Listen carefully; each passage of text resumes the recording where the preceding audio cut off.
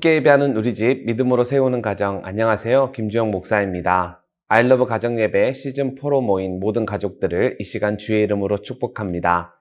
먼저 마음을 열어 함께 찬송가 521장을 찬양하겠습니다.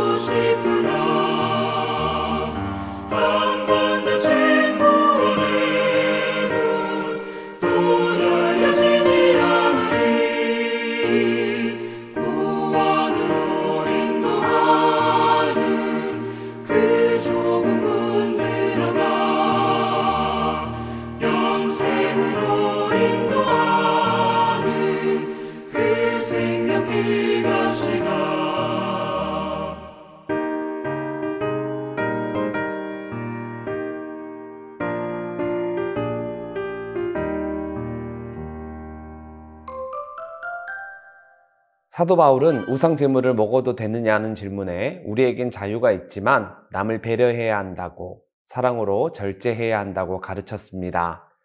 그러면서 바울은 만일 음식이 내 형제를 실족하게 한다면 나는 영원히 고기를 먹지 아니하여 내 형제를 실족하지 않게 하리라 고백했습니다. 이처럼 바울은 가르치기만 한 것이 아니라 먼저 실천하는 사람이었죠. 바리새인들은 다른 사람들에게 온갖 율법적인 의무를 부과하면서 정작 자기들은 아무것도 행하지 않았습니다. 그래서 예수님은 바리새인들을 가리켜 외식하는 자라고 책망하셨죠. 하지만 바울은 너희는 나를 본받는 자가 되라 라고 말할 만큼 먼저 행하고 먼저 본을 보이는 사람이었습니다. 특별히 오늘 본문을 보면 바울은 자신이 누구보다 월등한 자유와 권리가 있음을 강조합니다. 내가 자유인이 아니냐 사도가 아니냐 반문하는데 이것은 자신이 교회로부터 부양받을 권리가 있다는 것을 보여줍니다. 4절엔 우리가 먹고 마실 권리가 없겠느냐라고 이야기하고 있는데 이것은 바울이 고린도 교회 성도들로부터 생계에 필요한 물질적인 원조를 받을 권리가 있다는 것을 분명하게 보여줍니다. 그런데 바울은 일체의 생활비와 선교비를 받지 않았습니다. 그는 자비량으로 모든 것을 다 해결했습니다. 이는 생활비나 선교비를 받을 권리가 없었기 때문이 아니라 선교 활동에 그 어떤 장애도 받지 않기 위함이었죠. 당시 사도들이 교회로부터 지원을 받는 것은 매우 일반적이고 매우 당연한 일이었습니다. 이미 구약 시대부터 제사장과 레위인들은 백성들이 바친 제물로 생계를 유지했습니다. 그러다 보니 사도와 목회자들이 말씀과 기도에 전념할 수 있도록 당연히 물질로 공개해야 한다고 모든 교회 성도들이 그렇게 생각했습니다. 하지만 그럼에도 바울은 대부분 노예 출신으로 구성된 고린도 교회 성도들이 부담을 느낄까봐, 신앙생활에 그것이 걸림돌이 될까봐 생계비를 받지 않고 자비량으로 사역을 계속 이어나갔습니다. 이처럼 바울은 자신에게 자유도 있고 권리도 있지만 상대방을 조금이라도 실족시킨다면 절제해야 한다는 것을 본인의 삶을 통해 직접 증명하고 있습니다. 스스로 본이 되어 그것을 분명하게 보여주고 있죠. 그런데 바울은 자신의 이런 모습과 이런 가르침 때문에 또 다른 오해가 생길까봐 목회자가 교회로부터 생계비를 받는 것은 너무나도 당연한 일이라는 것을 7절부터 강조합니다. 특별히 세 가지 비유를 들어 그 일이 당연하다는 것을 보여주는데, 첫 번째로 바울은 누가 자기 비용으로 군복무를 하겠느냐라고 말하면서 목회자를 병사로 묘사합니다. 디모데후서 2장 3절 말씀을 보면 바울은 목회자인 디모데를 향하여 다음과 같이 말합니다.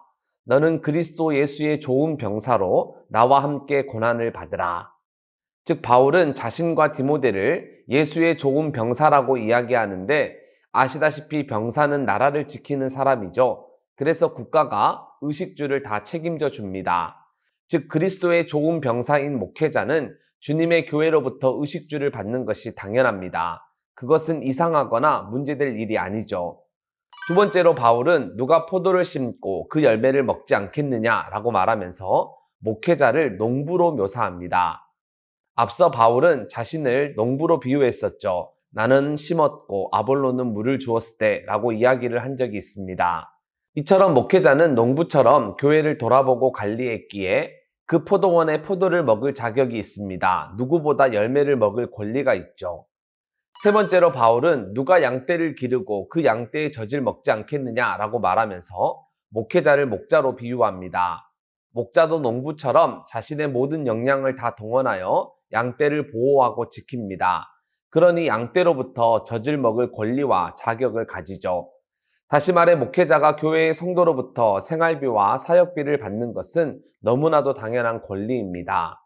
더 나아가 바울은 목회자가 교회로부터 생활비를 받을 권리가 있음을 구약의 율법을 인용하여 가르칩니다. 신명기 25장 4절 말씀을 보면 곡식 떠는 소의 입에 망을 씌우지 말라라고 가르칩니다. 고대 사회에선 소를 이용해 곡식을 떠는 경우가 많았습니다.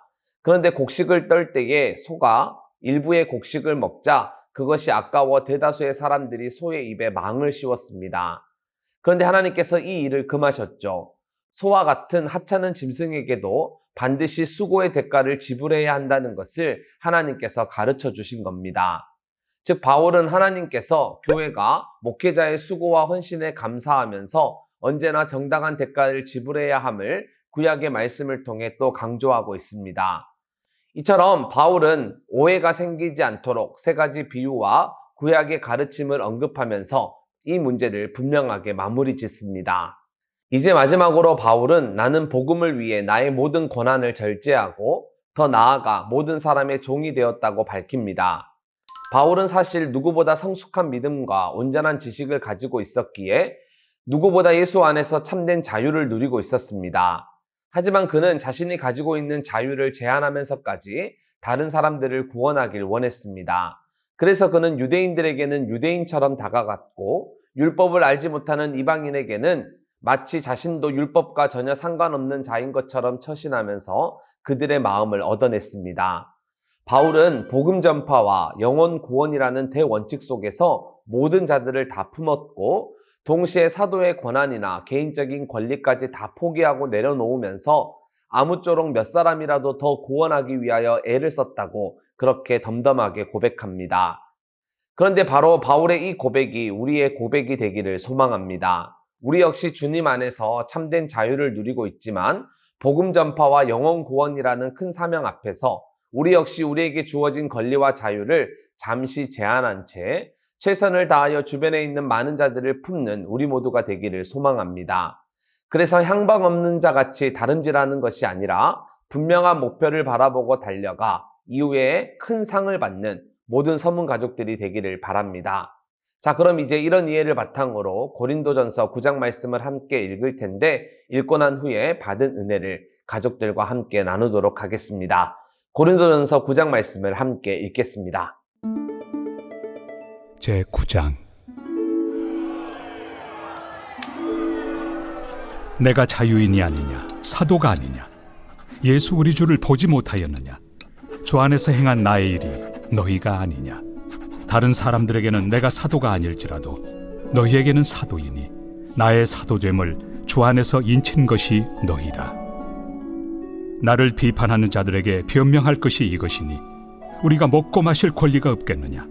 우리가 다른 사도들과 주의 형제들과 게바와 같이 믿음에 참여된 아내를 데리고 다닐 권리가 없겠느냐. 어찌 나와 바나바만 일하지 아니할 권리가 없겠느냐. 누가 자기 비용으로 군 복무를 하겠느냐. 누가 포도를 심고 그 열매를 먹지 않겠느냐. 누가 양떼를 기르고 그 양떼 젖을 먹지 않겠느냐. 내가 사람의 예대로 이것을 말하느냐. 율법도 이것을 말하지 아니하느냐. 모세 율법에 곡식을 밟아 떠는 소에게 망을 씌우지 말라 기록하였으니 하나님께서 어찌 소들을 위하여 염려하심이냐. 오로지 우리를 위하여 말씀하심이 아니냐. 과연 우리를 위하여 기록된 것이니 밭가는 자는 소망을 가지고 갈며 곡식 떠는 자는 함께 얻을 소망을 가지고 떠는 것이다. 우리가 너희에게 신령한 것을 뿌렸은즉 너희의 육적인 것을 거두기로 과하다 하겠느냐. 다른 이들도 너희에게 이런 권리를 가졌거든 하물며 우리일까 보냐. 그러나 우리가 이 권리를 쓰지 아니하고 범사에 참는 것은 그리스도의 복음에 아무 장애가 없게 하려 함이로다. 성전의 일을 하는 이들은 성전에서 나는 것을 먹으며 제단에서 섬기는 이들은 제단과 함께 나누는 것을 너희가 알지 못하느냐. 이와 같이 주께서도 복음 전하는 자들이 복음으로 말미암아 살리라 명하셨느니라. 그러나 내가 이것을 하나도 쓰지 아니하였고 또 이 말을 쓰는 것은 내게 이같이 하여 달라는 것이 아니라 내가 차라리 죽을지언정 누구든지 내 자랑하는 것을 헛된 대로 돌리지 못하게 하리라. 내가 복음을 전할지라도 자랑할 것이 없음은 내가 부득불 할 일임이라. 만일 복음을 전하지 아니하면 내게 화가 있을 것이로다. 내가 내 자의로 이것을 행하면 상을 얻으려니와 내가 자의로 아니한다 할지라도 나는 사명을 받았노라. 그런즉 내 상이 무엇이냐. 내가 복음을 전할 때 값없이 전하고 복음으로 말미암아 내게 있는 권리를 다 쓰지 아니하는 이것이로다. 내가 모든 사람에게서 자유로우나 스스로 모든 사람에게 종이 된 것은 더 많은 사람을 얻고자 함이라. 유대인들에게 내가 유대인과 같이 된 것은 유대인들을 얻고자 하며 율법 아래 있는 자들에게는 내가 율법 아래 있지 아니하나 율법 아래 있는 자같이 된 것은 율법 아래 있는 자들을 얻고자 하며 율법 없는 자에게는 내가 하나님께는 율법 없는 자가 아니요 도리어 그리스도의 율법 아래 있는 자이나 율법 없는 자와 같이 된 것은 율법 없는 자들을 얻고자 함이라. 약한 자들에게 내가 약한 자와 같이 된 것은 약한 자들을 얻고자 하며 내가 여러 사람에게 여러 모습이 된 것은 아무쪼록 몇 사람이라도 구원하고자 함이니 내가 복음을 위하여 모든 것을 행함은 복음에 참여하고자 함이라. 운동장에서 다름질하는 자들이 다 달릴지라도 오직 상을 받는 사람은 한 사람인 줄을 너희가 알지 못하느냐. 너희도 상을 받도록 이와 같이 다름질하라. 이기기를 다투는 자마다 모든 일에 절제하나니 그들은 썩을 승리자의 관을 얻고자 하되 우리는 썩지 아니할 것을 얻고자 하노라. 그러므로 나는 다름질하기를 향방 없는 것 같이 아니하고 싸우기를 허공을 치는 것 같이 아니하며 내가 내 몸을 쳐 복종하게 함은 내가 남에게 전판 후에 자신이 도리어 버림을 당할까 두려워함이로다.